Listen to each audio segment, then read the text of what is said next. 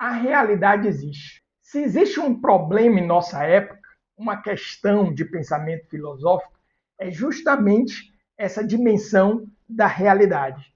Então, a primeira filosofia que eu escolhi me influenciar, é o realismo moderado de Aristóteles. Pô, vou desligar a live. Ixi, o cara vai ficar professor. Não, calma. Peraí. Vamos aqui, ó. Vou professorar só um minutinho.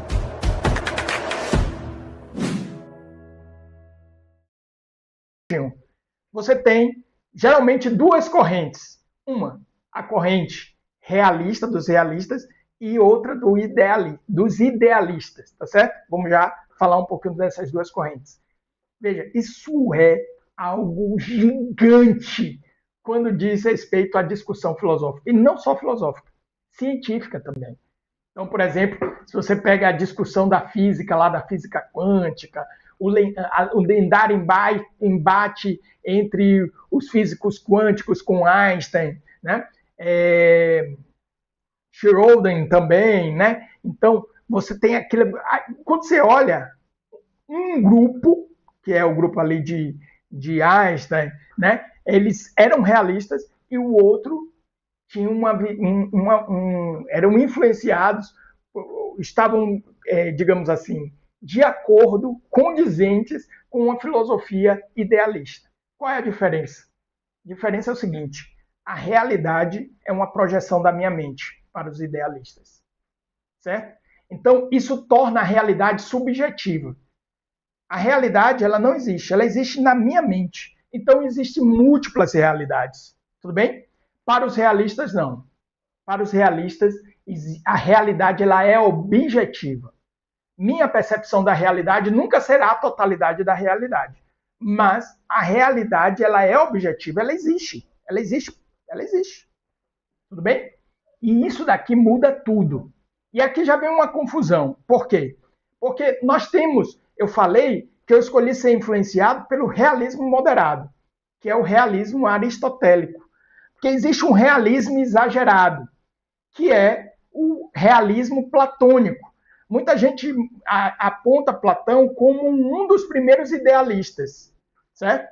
E tem um motivo disso, porque para Platão, o mundo que nós vivemos, esse mundo aqui agora, esse plano que nós estamos, é uma projeção, uma sombra do mundo das ideias. Existe o mundo das ideias que tem o homem perfeito, existe o mundo das ideias que tem o Adailto perfeito, existe o mundo das ideias que tem essa planta perfeita, certo? Enquanto que essa planta aqui nesse mundo é uma sombra imperfeita dessa planta no mundo das ideias. Tudo bem? Então, um pouco isso. Isso tem a ver com a dimensão da forma e tudo mais. Então, você tem a forma das coisas num mundo que existe. Esse mundo existe na filosofia de Platão. Então, ele vai para um realismo exagerado. É tão exagerado que esse Adailto ideal ele existe nesse mundo. Tudo bem? Certo? Tá? Bom, Aristóteles ele é realista, mas ele é moderado. Ele diz, não. Ele está em ato no intelecto e em potência na realidade, na nossa vivência, na nossa realidade prática. Vou explicar assim que fica mais simples. Tudo bem? Então, isso aqui é uma primeira diferença. E por que isso é importante? Porque na visão platônica, a gente fica... eu escolho Aristóteles porque na visão platônica, existe um... Aí é que vem a confusão. Existe um idealismo nesse conceito. Termina existindo um Adailto ideal. Né? Um Adailto ideal. Veja, isso influencia muitas coisas. Muitas coisas. Por exemplo, planos, projetos, gestão de projetos. Isso influencia, inclusive, a linguagem. Idealizado versus realizado. Né? Então, você cria essa disparidade entre o idealizado e o realizado. E o que acontece? Dentro desse contexto, as coisas em ato acontecendo, elas sempre são imperfeitas na visão platônica. Então, eu não consigo entender como grandes filósofos, né, cristãos, como Santo Agostinho, por exemplo, eles conseguiam conciliar a filosofia platônica. Porque seria impossível Deus se encarnar, por exemplo. Porque a matéria, na visão platônica, ela é sempre imperfeita. Ela carece de perfeição. Então, eu nunca serei esse ideal. Enquanto eu estiver nessa realidade material corpórea, enquanto eu não me desvencilhar disso, eu nunca atingirei esse adailto ideal, digamos assim. Certo? E isso é ruim. Como comportamento, isso é ruim. Por quê? Porque eu estou sempre numa dimensão de escassez, de falta. Isso não é legal sobre a perspectiva comportamental. Quer dizer, você pode até pensar, não, para mim, ok, professor, é isso mesmo. Então, nesse caso, você vai entender que você sempre vai ter uma visão de que eu vou explicar isso de uma forma mais concreta. Relacionamentos. Você vai ter o relacionamento platônico. Você vai ter a relação, você com sua esposa idealizada, ali, ó, perfeito. Só que, meu irmão, o dia a dia não é assim. Vai dar merda. Isso daí dá muita merda. Então, eu já vi casais incríveis, feitos um para o outro, os dois. Eu digo, cara, eles jamais encontrarão, meu julgamento, né? Pode ser que eu esteja errado, mas eles não vão encontrar um par tão casado como eles são. Só que essa idealização do relacionamento platônico, eles não sabem, mas é um movimento platônico. Essa idealização do relacionamento traz para eles uma referência que eles dizem, pô, nosso relacionamento é uma bosta. Trabalho. Certo? Então, às vezes, amigo, eu estou no trabalho aqui, eu recebi uma proposta de emprego, vou receber uma proposta. Alguém me chamou para fazer a entrevista. Vá. Sabe por quê? Isso é importante. Você vai ver quanto é que o mercado está, como o mercado está te avaliando, quanto o mercado está disposto a te pagar, e você vai conseguir comparar isso com o seu trabalho atual. Quando você fica você vem para a realidade, você vem para uma questão objetiva. Quando você fica numa idealização, você fica, rapaz, esse trabalho aqui tá ruim pra caramba, não sei o quê. A outra empresa, isso gera uma série de problemas. Essa filosofia platônica, ela gera uma série de problemas. Aristóteles não é assim. Na realidade moderada de Aristóteles, é diferente. A realidade é matéria e forma. A realidade é feita por ato e potência. A perfeição é o ato. Então, a minha pele, nessa cor, ela está em ato, então ela está nessa cor perfeita. Tá? A imperfeição é a potência. É o que eu ainda não realizei, mas posso realizar. São possibilidades. E aí tem dois tipos, passiva e ativa, eu não vou ficar professorando aqui. Só que, veja, em Aristóteles, a perfeição, em Platão, a perfeição ela é idealizada. Em Aristóteles, a perfeição é o ato. É o ato. Então, o que eu posso fazer, o que eu posso ser agora é a perfeição. Ponto! Eu escolho Aristóteles. Quem quer ficar com Platão? Fica com Platão. Qual é o relacionamento perfeito entre mim e minha esposa? O relacionamento que eu posso ser e ter e fazer agora. E aí tem toda essa questão de passivo e potência passiva, potência ativa. É o ato. É o ato.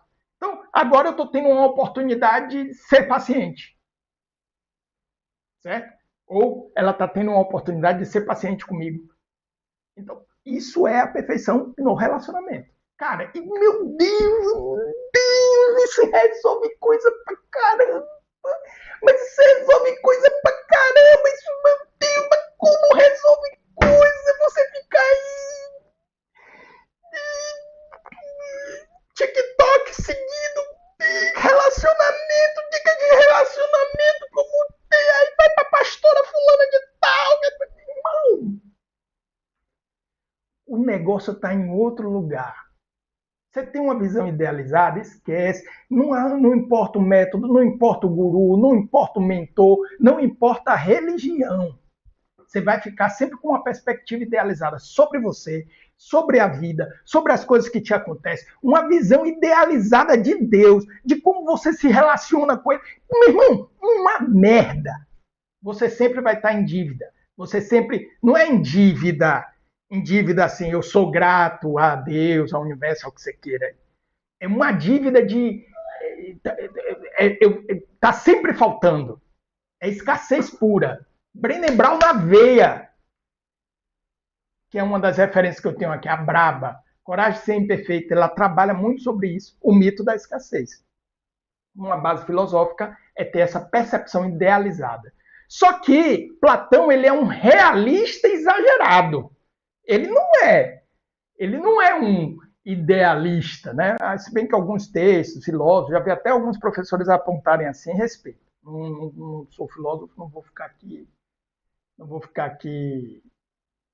querendo dar aula de filosofia, né? Existe um outro ponto. Então, num extremo está Platão, no outro extremo, que as ideias existem no mundo real, que é superior ao nosso, certo? Que nós só poderemos alcançá-lo quando nos libertarmos da matéria. Cara, essa filosofia aqui, o que isso gera de dano no cristianismo, por exemplo, é absurdo. Não vou nem entrar nesse mérito, mas isso gera dano. Assim, eu sempre, na minha experiência, né, de vivência do cristianismo, do catolicismo, eu dizia, poxa, quem dera se a igreja fosse menos influenciada por Platão. Quem dera. Eu já identificava isso lá atrás. Eu sei que tem aí os filósofos mais platônicos, enfim. Bom, mas aí é a minha percepção da coisa, né? Com certeza pode ser limitada e tal, enfim. Mas isso gera dano aqui de comportamento. A questão... Ixi, não vou nem entrar no mérito, isso merece uma live, certo? No outro extremo, você tem um outro tipo de filosofia, que aí ela não é esse idealismo que é atribuído a Platão clássico, que na verdade é um realismo exagerado, Platão. Ela é um outro extremo. Ela é um extremo que a realidade ela não existe. O que existe são tudo percepções da mente. E aí acabou. Então você não tem uma realidade objetiva, certo? Tudo está sendo construído dentro da minha cabeça. Isso, a mente. E isso gera uma série de consequências. Isso influencia, por exemplo, muitas escolas de coaching são influenciadas por esse pensamento radicalmente. Mesmo dizendo ter ali uma filosofia socrática, uma filosofia platônica, enfim. Eles são extremamente influenciados por isso. Teve uma época que eu lembro bem, já faz tempo isso, que veio um documentário, eles lançaram até um livro, O Grande Segredo. Então, a mente é que constrói a realidade. Então, a consciência é que constrói a realidade. Veja, não é minha percepção, meu nível de consciência, ele altera a minha experiência da realidade. Não é isso. É um pensamento onde a realidade é construída pela minha mente. Certo? E eu conheço pessoas sérias que eu admiro e que eu admiro bastante e, inclusive, aprendo muito com elas, que seguem essa filosofia. Só que eu não escolho essa filosofia. Para mim, ela tem problemas também. Prefiro o realismo moderado de Aristóteles, que é a realidade objetiva. Mesmo estando consciente de que minha percepção dela é limitada. A minha percepção da realidade é limitada. Ok? Então, eu olho e digo, existe uma realidade objetiva, ela existe, ela é real. A minha experiência dela muda a partir da minha consciência. Isso é verdade. Então, a minha experiência com essa live, por exemplo, vai ser diferente do nível de consciência, o nível de instrução que você tem. Tudo isso vai mudar a sua experiência da live. Mas a live ela existe, ela é objetiva, ela existe. Essa aula está sendo dada, tá certo? Essa aula está sendo dada objetivamente. Eu não posso chamar a realidade objetiva a minha percepção. Eu tenho que compreender que a minha percepção é uma experiência. Eu estou experimentando a realidade, mas essa experiência ela é limitada frente à realidade objetiva. Aí vem o segundo ponto, que é a verdade objetiva, a verdade das coisas, tá? Que os filósofos, tanto os clássicos, tanto buscavam. Não, eu não penso assim.